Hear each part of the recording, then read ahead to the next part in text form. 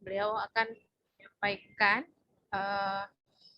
paparannya kepada Kak Umu, Kak atau Mbak ini panggilnya, kami persilahkan. Terima kasih Kak, sampai Kak Nita ya? Iya. Terima kasih Kak Nita. Salam kenal Bapak Ibu sekalian. Bismillahirrahmanirrahim. Assalamualaikum warahmatullahi wabarakatuh. Waalaikumsalam warahmatullahi wabarakatuh. Terima kasih ya sudah diundang untuk sharing gitu. Kita nanti diskusi aja. Saya pikir ini saya mengikuti kemarin separuh hari dan hari ini sepenggal saja, tapi saya ini ya appreciate dengan teman-teman yang melakukan pendampingan kepada para pengungsi. Ini pasti sangat challenging gitu ya, tantangannya luar biasa gitu ya. Dan kesempatan ini bisa kita jadikan untuk kita saling mendiskusikan bareng-bareng lah ya. Pasti teman-teman mempunyai pengalaman yang luar biasa. Oh ya, di sini juga ada, saya lihat ada Direktur Safi Amira yang sekarang ya. Kalau saya mantan sih. Saya sudah tidak di Safi Amira, tapi masih menjadi relawan di Safi Amira. Saya awal-awal di Safi Amira sebagai Direktur. Baik Mbak Nita, mungkin kita bisa langsung ya. Saya ingin, boleh saya share sendiri aja ya Mbak ya? Oh ya, saya mungkin bisa di switch ke host ya Mbak, biar saya bisa share. Saya soalnya kalau enak share sendiri. Oke, sip.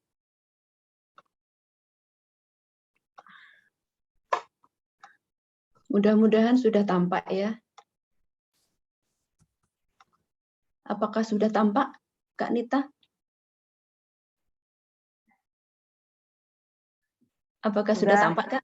Oke, sudah ya. Baik. Kita mendiskusikan soal pengungsi sejak hari pertama gitu, dan barangkali beberapa atau mungkin sebagian besar dari Bapak Ibu sekalian ini saya panggilnya apa ya, kakak-kakak atau apa ya, ini sudah punya banyak pengalaman terkait dengan pengungsi gitu. Tapi saya ingin sedikit merefresh kembali gitu, apa sih sebenarnya yang terkait dengan pengalaman dengan para pengungsi, karena ini nanti akan bisa masuk kepada bagaimana kita memahami emosi-emosi yang ada baik di pengungsi maupun di diri kita sendiri sebagai pendamping, pasti juga luar biasa ya. Dan juga perilaku-perilaku apa yang muncul, perilaku-perilaku apa yang kita harapkan sebenarnya bisa ada perubahan baik terhadap diri kita sendiri maupun terhadap pengungsi yang kita dampingi ya. Pastinya kita berharap akan mereka bisa melakukan perubahan yang lebih baik. Dan oleh karena itu saya izin untuk sedikit merefresh saja isu-isu pengungsi ya. Ini ada expertnya juga di sini ya, teman-teman dari IOM. Kalau saya nanti kurang tepat, mohon untuk bisa dikoreksi ya, Mas Chandra dan Bapak Ibu sekalian. Itu. Nah, ini adalah catatan saya saja terkait dengan pengungsi gitu. Apa yang terjadi kepada para pengungsi, artinya isu-isu apa yang biasanya muncul tidak hanya di Indonesia tapi di beberapa negara juga muncul. Kalau kita lihat kan sebenarnya pengungsi itu kan ada dua ya, bencana alam atau natural disaster dan pengungsi karena man-made disaster atau yang dilakukan oleh manusia. Nah, yang biasanya kita diskusikan ini yang kedua pastinya ya, karena kalau yang pertama ini masih dalam lingkup negara, masih dilindungi oleh negara, dan negara juga masih bertanggung jawab, mereka juga masih mendapatkan fasilitas-fasilitas dari negara. Pastinya akan berbeda penanganannya dengan pengungsi yang kedua yang disebabkan oleh man disaster. Dan ini terjadi di banyak negara. Yang baru-baru ini juga terjadi ya di Ukraina karena serangan-serangan dari Rusia. Ini pasti juga memberikan PR yang luar biasa juga bagi kawan-kawan UNHCR maupun IOM dan teman-teman semua yang terlibat langsung. Untuk yang kedua ini memang pelik karena memang mereka keluar dari negara karena menghindari ini ya, persekusi dari negaranya, menghindari tuntutan negaranya atau menghindari pressure dari negaranya. Juga banyak sekali alasan-alasan politik, kemudian juga mereka tidak mendapatkan perlindungan negaranya, bahkan memang menjadi target kekerasan negara kepada mereka. Yang ini yang menjadi perhatian kita semua. Nah, walaupun Indonesia belum meratifikasi konvensi, namun kita melakukan penanganan berdasarkan inisiatif kemanusiaan. Nah, itu yang kita juga perlu appreciate terhadap pemerintah Indonesia. Mungkin kalau nanti diskusi kan, mengapa sih kita tidak melakukan ratifikasi, itu kan memang ada konsekuensi-konsekuensi tertentu yang nanti bisa dikhawatirkan ya, menimbulkan konflik gitu. Nah, ini yang perlu kita antisipasi. Oleh karena itu, walaupun kita tidak melakukan penandatanganan konvensi tersebut, namun kita juga melakukan penanganan. Tadi saya juga mendengar update-update terkait dengan pengungsi di Aceh, kemudian yang di Tangerang, yang menyebar kemana-mana gitu ya. Dan sampai sekarang juga persoalannya masih terkatung-katung. Sebagian besar mereka memang tidak mempunyai status karena memang kepastian waktu juga tidak mudah untuk bisa dilakukan oleh pihak-pihak yang selama ini memberikan penanganan. Sementara Indonesia, ya, oh, saya pikir ada suara tadi. Dan juga di negara tujuan ini juga mereka melakukan pembatasan tertentu sehingga di negara transit seperti di Indonesia menjadi penumpukan. Kalau di Tangerang itu berapa tahun ya? Kalau nggak salah sudah puluhan tahun ya kalau yang di Tangerang itu, dan nggak jelas sampai sekarang mesti kemana. Pasti juga akan menjadi beban bagi pemerintah Indonesia maupun warga. Nah, ketidakpastian pemberangkatan ini juga terjadi di negara-negara lain, tidak hanya di Indonesia. Kemudian juga mereka tadi barusan didiskusikan ya, apakah bisa ya menjadi relawan Shafi Amira gitu. Mungkin juga secara legal kita perlu diskusikan, apakah memang membolehkan. Nah, itu yang kita perlu diskusikan lebih lanjut, bagaimana kita bisa memfasilitasi dan juga pendampingan kita ini bisa memberikan kontribusi positif bagi mereka untuk bisa survive. Gitu. Nah, karena keterbatasan itu memang Indonesia tidak mempunyai kewenangan yang luas. Nah, yang dari beberapa catatan, saya baca di beberapa penelitian terhadap kegiatan pengungsi dan juga ada penelitian dari UNHCR terkait dengan pengalaman traumatik pengungsi. Mereka mempunyai pengalaman-pengalaman sebelum mengungsi itu sudah mempunyai pengalaman-pengalaman yang sangat traumatik. Kalau kita lihat dari beberapa pengalaman, ada yang memang dipaksa meninggalkan negaranya, ada juga yang mereka mengalami penyiksaan sebelumnya, mengalami penculikan, kemudian mengalami penghangusan lokasi atau wilayahnya. Kemudian tadi juga diceritakan oleh Mas Chandra juga ya, terlepas dari anggota keluarganya, terputus dari anggota keluarganya, dipaksa untuk terputus dari anggota keluarganya, juga mengalami banyak hal-hal lainnya, termasuk juga akses kesehatan, mengalami perampokan, mengalami persekusi sosial, bahkan juga mengalami kekerasan-kekerasan seksual, atau juga mengalami hal yang lain. Ini pasti teman-teman akan jauh lebih tahu. Nah, dari penelitian yang dilakukan UNHCR pada tahun 2017, kalau nggak salah ini ya, hanya sedikit sekali yang di antara pengungsi itu yang bisa dikatakan in quote itu tidak mempunyai masalah psikologis atau masalah psikologis ya, atau persoalan-persoalan psikologis gitu. Tapi sebenarnya yang banyak itu yang 61% itu mereka juga mempunyai pengalaman traumatik dan itu merupakan hal yang sangat vulnerable. Mereka menjadi kelompok-kelompok yang sangat rentan karena mereka lebih banyak mengalami kondisi-kondisi traumatik tersebut.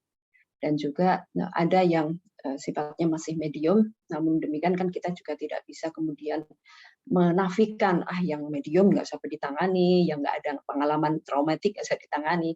Ini semua karena melibatkan semua perilaku, semua emosi kita, dan juga hal-hal yang membuat pengalaman-pengalaman traumatik ini terus-menerus terjadi. Sudah mau berangkat mengalami trauma, kemudian kita lihat di daerah penampungan juga mengalami trauma. Belum lagi persoalan-persoalan atau pengalaman-pengalaman mereka ketika mereka berada di dalam perjalanan, di dalam penerbangan, di dalam kapal yang mereka harus bersaing, berkompetisi dengan satu sama lainnya. Ini melahirkan satu proses emosional yang luar biasa gitu ya. Nah, itu yang catatan pertama saya di sana, dari pengalaman-pengalaman itu juga kemudian menjadi terinternalisasi, kemudian juga menjadi pintu emosi itu terbentuk. Dan emosi itu menjadi terbentuk bisa jadi menjadikan mereka semakin tidak berkembang. Ada juga yang mungkin mereka bisa melakukan pengolahan emosi itu dengan baik sehingga membuat mereka itu bisa survive. Tapi mostly sedikit sekali ya. Nah, Kak Nita, sebelum saya lanjut, saya boleh mengajak teman-teman nanti untuk, oh ini masih satu lagi, nanti diskusi habis ini. Nah, kalau kita summary-kan gitu ya, ini apa yang dialami oleh para pengungsi ini, mengalami beberapa gejala PTSD, kemudian juga depresi, anxiety, itu udah sangat jamak di mana-mana. Nanti teman-teman juga bisa lebih share tentang hal itu gitu ya. Banyak pikiran-pikiran negatif, putus asa, kemudian juga mereka merasa terlepas dari keluarganya, kemudian kesulitan memahami emosi-emosi positif, dan kemudian menarik diri. Bisa jadi mereka kemudian juga mempunyai keinginan untuk mengakhiri hidup gitu ya. Bisa jadi seperti itu. Belum lagi depresi-depresi yang sifatnya sangat spesifik berbasis gender. Itu juga sangat menantang baik bagi pendampingnya maupun si korbannya gitu ya, sudah tumpuk-tumpuk gitu ya. Dan ini merupakan hal yang sangat tidak mudah bagi kita semua untuk bisa melakukan pengelolaan emosi di kedua belah pihak. Nah, ini yang menjadi concern saya karena kita sendiri manusia ya. Kita manusia, kita mempunyai pengalaman-pengalaman subjektif kita. Kita mempunyai pengalaman-pengalaman internal kita. Kita mempunyai pengalaman-pengalaman di dalam relasi kita. Itu juga membentuk cara pikir kita dan itu juga akan membawa kita di dalam melakukan proses pendampingan, di dalam melakukan proses komunikasi, pemahaman. Kalau kita lagi judek gitu ya, tahu judek nggak ya? Saya bahasa Jawa nih. Apa ya? Judek itu apa ya? Apa ya? Pusing gitu ya, banyak persoalan di kepala gitu ya. Kita mau melakukan pendampingan. Nah, ini sudah ditugaskan nih gitu. Saya harus melakukan pendampingan. Pasti kita juga perlu melakukan pengelolaan emosi kita dulu. Juga kita perlu menata perilaku kita. Nah, yang ya fortunately-nya kita itu diberikan fasilitas dan berikan akses untuk bisa mengolah itu. Itu yang membedakan kita mungkin ya dari para pengungsi tersebut. Nah, saya sudah mulai nyinggung-nyinggung emosi gitu ya. Baik pengungsi maupun kita sebagai pendamping itu pasti mempunyai emosi-emosi yang ada di dalam diri kita. Dan itu sangat mempengaruhi bagaimana kita melakukan pendekatan kepada mereka. Demikian juga mereka mempunyai emosi-emosi yang akan mempengaruhi mereka dalam penerimaan terhadap kita. Gitu. Dari kemarin saya juga dengarkan gitu ya, kesulitan bahasa itu soal teknikal. Tapi ada hal-hal lain yang lebih dalam gitu ya terkait dengan emosi ini gitu.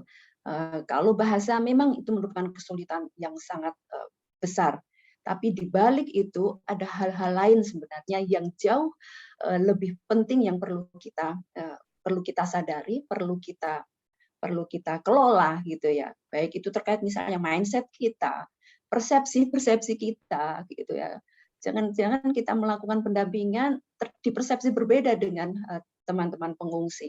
Kemarin juga Bu Ria ya menjelaskan, hati-hati loh dengan body language. Kita maunya beramah tamah gitu. Ternyata mereka tersinggung seperti, oh kalian ini ya mentertawakan kami ya, nasib kami ya, kayak gitu bisa jadi. Kita maunya memberikan rasa damai, sejuk gitu dengan memeluk. Ternyata malah takut gitu ya. Karena ternyata ada pengalaman traumatik di lokasi-lokasi tertentu itu merupakan tempat penyiksaan misalnya seperti itu. Nah, ini hal-hal yang dinamik gitu ya. Saya sih berusaha untuk tidak mengatakan sulit, tapi dinamis gitu yang perlu kita kelola gitu. Nah, Kak Nita, saya ingin mengajak teman-teman untuk berdiskusi terkait emosi ini. Apa sih sebenarnya emosi gitu? Nah, saya nanti boleh minta tolong untuk dibagi ini ya tim ya gitu, dibagi entah menjadi 3 atau 4, karena saya lihat pesertanya 34, jadi mungkin menjadi 4 kelompok biar nanti diskusi kelompoknya itu lebih intensif ya. Kalau nanti kelompoknya besar, ada yang agak pasif gitu atau mungkin enggan berbicara gitu ya. Nah, ini mudah-mudahan bisa lebih aktif. Nah, ada hal yang ingin saya diskusikan, mengajak teman-teman untuk mendiskusikan. Nah, terserah ini ya grupnya bagaimana, tapi saya ingin bagi 2 grup. Serahin sama Kak Grace untuk bagi grupnya, Kak. Oke, siap. Jadi 2 grup itu saya ajak untuk mengidentifikasi emosi-emosi apa saja yang muncul dari para pengungsi. Nah, ini nanti juga tolong teman-teman juga bisa memahami emosi itu apa sih gitu. Selama sesi kemarin sudah pernah didiskusikan belum ya emosi versus perasaan gitu ya? Ya, sudah. Ya. Nah, ada kan ya. Jadi diidentifikasi emosi-emosi apa saja yang muncul dari pengungsi. Kemudian dampak dari emosi tersebut terhadap persepsi, sikap dan perilaku pengungsi. Kemudian respon kita sebagai pendamping seperti apa. Nah, itu yang untuk 2 kelompok pertama. Dan 2 kelompok kedua itu mengidentifikasi emosi apa saja yang muncul dari pendamping seperti kita ini ya, ketika berhadapan dengan mereka. Gitu. Emosi-emosi kita apa yang muncul dan kemudian bagaimana respon para pengungsi itu terhadap emosi yang muncul dari kita ya. Dan kemudian sebenarnya para pengungsi ini mengharapkan mereka ke kita itu apa gitu. Nah, ini bicara soal pengalaman sih. Teman-teman di sini pasti lebih berpengalaman ya gitu. Nah, kita akan diskusikan setelah breakout room ini, nanti kita ketemu lagi. Saya harapkan nanti mungkin mungkin nggak semua grup ya, kalau semua kelompok akan lama kali ya. Kita lihat waktunya ya Kak Nita ya. Kalau bisa semuanya, saya pikir akan lebih bagus karena ini sharing ya, sharing. Karena saya pikir teman-teman sudah lebih paham, tapi kita sharing diskusi saja gitu. Nah, saya kira waktunya berapa ya untuk diskusi? 10 menit cukupkah? Waktu kita 40 menit. 10 menit gimana Kak Grace? Iya. Iya cukup kayaknya Kak. Cukup. Baik. 10 menit nanti kan bisa presentasi. Ya.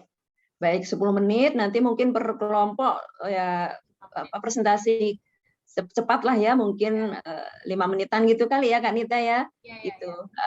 Nah, nanti setelah itu kita diskusi. Nah, kelompok-kelompok ini silahkan untuk bisa juga saling memberikan respon ya, atau memberikan komentar gitu. Nanti kita atur agar waktunya cukup gitu, agar kita bisa memang sharing ya, bisa mengungkapkan pengalaman-pengalaman yang pernah kita lakukan, dan mungkin teman-teman yang belum pernah pengalaman juga bisa mendapatkan pengalaman itu.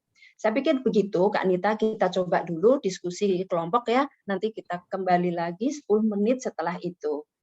Monggo diatur untuk breakout room-nya. Silakan terima undangan kembali ke breakout room ya. Ini soalnya menjelang dan siang ini ngantuk. Kita istirahatnya di jam 12.30. Oke, jadi ini untuk breakout room 10 menit pertama dulu. Silahkan diterima ya teman-teman.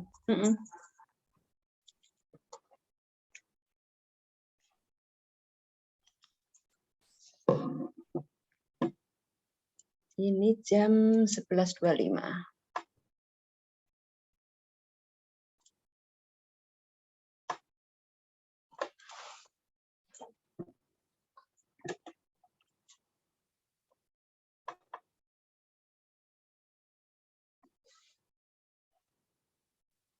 Ada 2 Nita ya. Pakai 2 device aja, Mbak Umi. Oh iya sih, namanya sama kok, Nita Yulistari ya. Oke. 2 device untuk jaga-jaga kalau tiba-tiba hilang yang satu. Iya Kak, jadi satu pakai. Ya suka begitu, apalagi mendung-mendung gini tuh tiba-tiba hilang. Saya khawatir juga. teman-teman lain yang belum bergabung ke breakout room, silakan bergabung ya. Ada masih banyak nih. Ada Pak Jakob, Mas Raden, ada Pak Said, ada Ibu Resti juga yang belum bergabung di breakout room. Silahkan bergabung ya. Atau mungkin sedang tidak di tempat.